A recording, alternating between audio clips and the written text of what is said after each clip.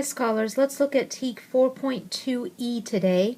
It says I can represent decimals including tenths and hundreds using concrete and visual models and money.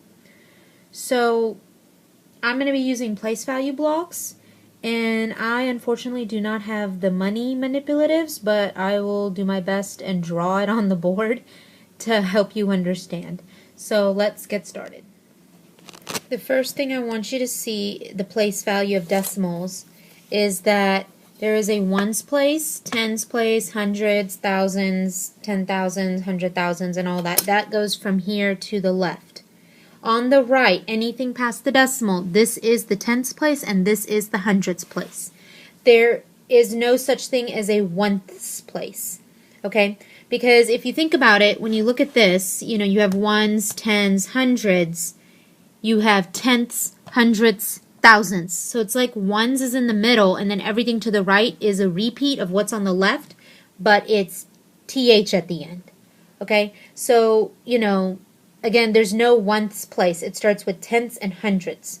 So what we use in normal place value blocks, like ones, tens, and hundreds.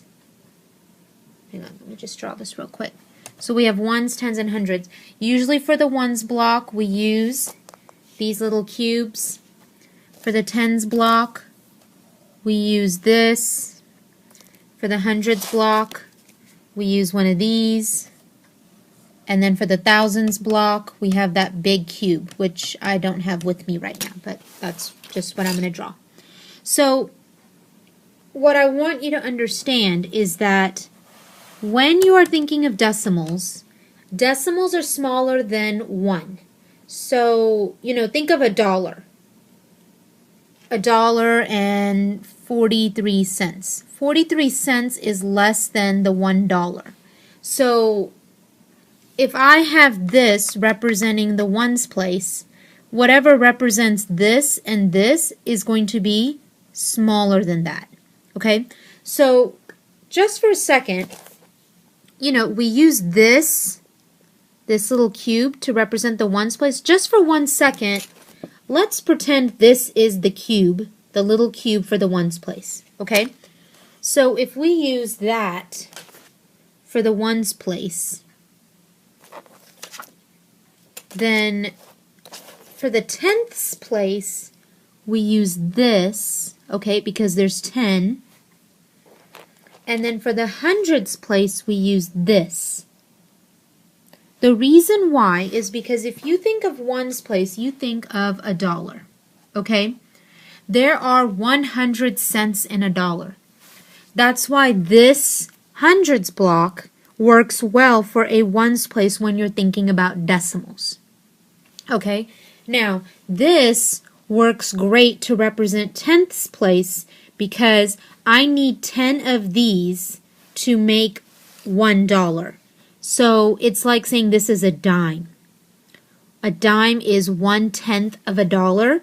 This stick is 1/10 of a hundreds block. And so then we have this. This is great for hundredths place because 100 of these make one of these.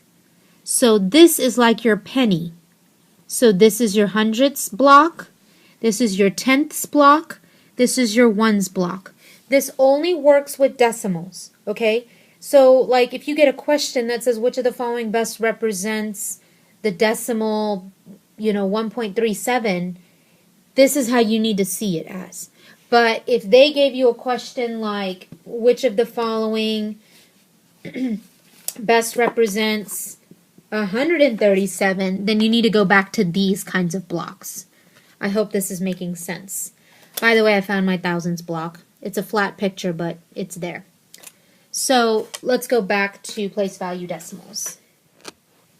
So suppose I have 3/10. The way to represent it would be you would use 3/10 blocks. So 3/10. Now let's say I had 3/10 and 400. So that would be red 3400s, by the way. So then that's like saying I have 3/10, 3 of these, and then 4/100, which is 4 of these. So when you put it together, it's like 10, 20, 30, 31, 32, 33, 34. So 34/100. You know, keep in mind that 10 of these fit in here. So you could think of these as 10 of these. So 10, 20, 30, 34/100. Now we can add to it by saying 2 ones blocks. So you would use these for that. So this is how you would read it. It would be, anytime you see a decimal, you say and. So 2 and 34/100. Wherever it stops, you say that word. So then it would be 2 and 34/100. So in this situation, since I don't have any coins, you would have 3 dimes, the 10-cent dimes, and then 4 pennies, and then $2 bills to represent that. Let's look at another one. How do you read it? 3 and 56/100. So that's saying that I have 3 ones, which would be these. Remember, we talked about this like being $3. So $1 is 100 cents. That's why we use this. It reminds, think of 100 cents making this dollar bill. So 3 ones, and then 5/10. That's why we're using the 10 sticks, because you know it's like 1/10 of a hundreds block. So 5/10, and then 6/100, which would be these. So 3 and 56/100. Now for money purposes, it's like saying I have $3 bills, 5 dimes, and then 6 pennies. I think the best strategy for this is draw, like, whatever number they give you, whatever decimal they give you, just draw it in a place value block, place value chart, and that will really help you break it down and understand, okay, it's 3 ones, it's 5 dimes, or 5/10, it's 6 pennies, or 6/100. I can't tell you how much sometimes, you know, students see this and they're like, where do I even begin? I don't know how many ones that is. I don't know how many tenths. It's not that they don't know, but if you just set it up and separate it and label it, it suddenly all clicks and comes together. Sometimes, you know, you don't even have to draw this entire place value chart. You can just do this, fill it in, and just be like, that's the hundredths, that's the tenths, that's the ones. You don't have to make it all complicated and fancy like mine. Just a quick place value chart can make things so much easier for yourself. Okay, let's look at another example. The way you would read it is 1 and 4/100. Not 1 and 4/10, because that 4 is in the hundredths place. So 1 and 4/100. So to represent it, this is my ones block according to decimals. I have 0/10, so I'm not going to use any of those, and then 4/100. Okay, this is what it looks like. Now, whoops, sorry about that. Now, as far as money is concerned, it's $1 bill and 4 pennies. $1.04. That's how you can also read it. Okay, let's look at this one. 2 and 9/10. Notice there's nothing in the hundreds place, so I'm not even going to get any place value blocks out for that. So 2 ones, so it's like $2 bills. Remember, we're going to use these. And then 9/10. So 1, 2, 3, 4, 5, 6, 7, 8, 9/10. So these, I have 9 of these. So that's my visual. And as far as money is concerned, it would be $2 bills, 2 $1 bills, and then 9 dimes.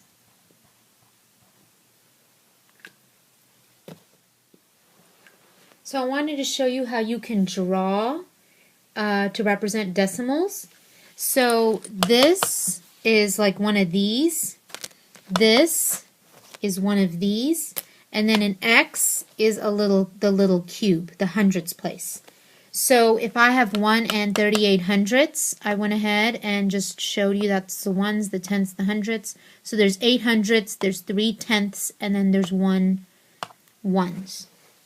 So let's look at practicing drawing different decimals.